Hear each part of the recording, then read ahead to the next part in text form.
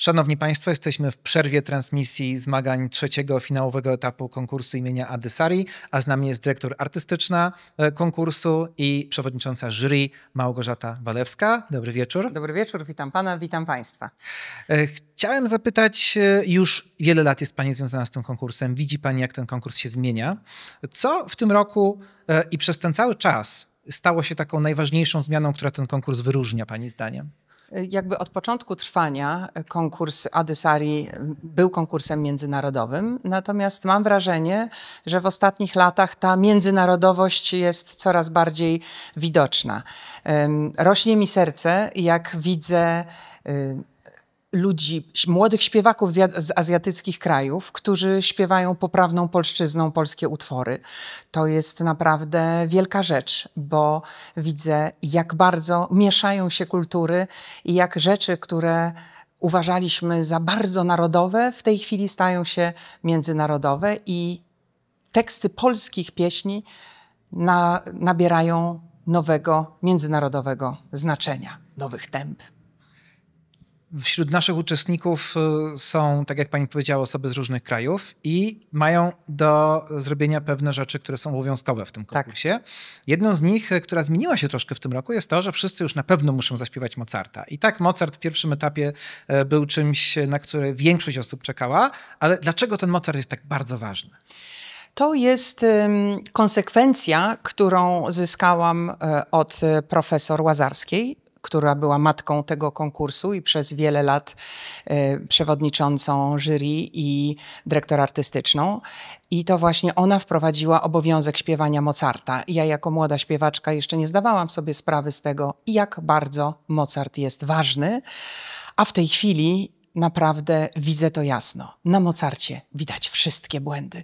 Jeżeli państwo, młodzi śpiewacy, biorą udział w konkursach, bardzo wam polecam zaczynać od Mozarta, bo on powoduje taką dyscyplinę.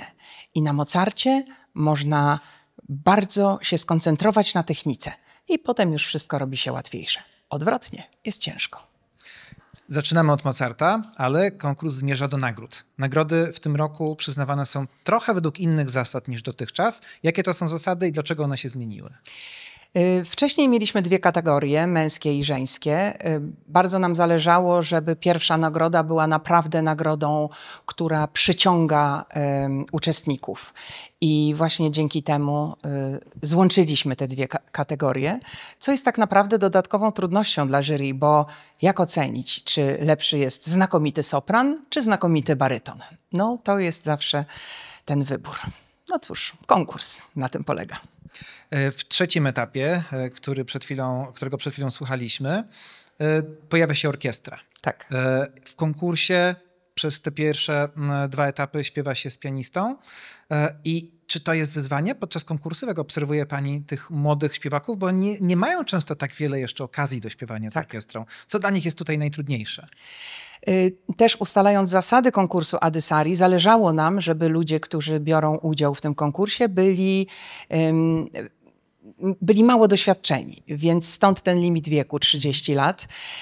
I myślę, że niektórzy z nich, nawet nie wiem, czy nie większość, po raz pierwszy spotka się z orkiestrą. A my jako jurorzy musimy też bardzo uważnie słuchać sposobu emisji, nośności tej emisji, żeby móc też dobrze ocenić, czy głos przejdzie przez orkiestrę, czy poradzi sobie i kondycyjnie i barwowo, żeby podołać temu nowemu wyzwaniu. I właśnie dlatego oceny są wystawiane już potem, jak będziemy mieli szansę sprawdzić to, jak te głosy, jak ci młodzi śpiewacy radzą sobie z takim problemem.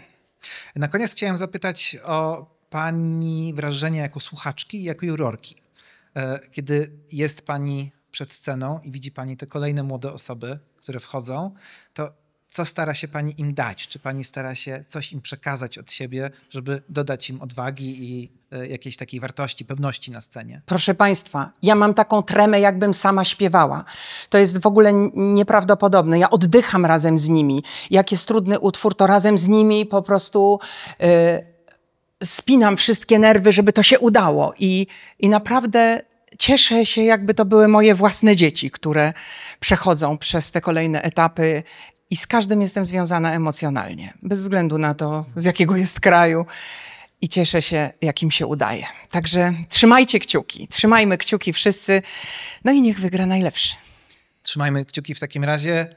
Małgorzata Walewska, bardzo dziękujemy. Dziękuję Państwu bardzo. Do zobaczenia za 2 lata.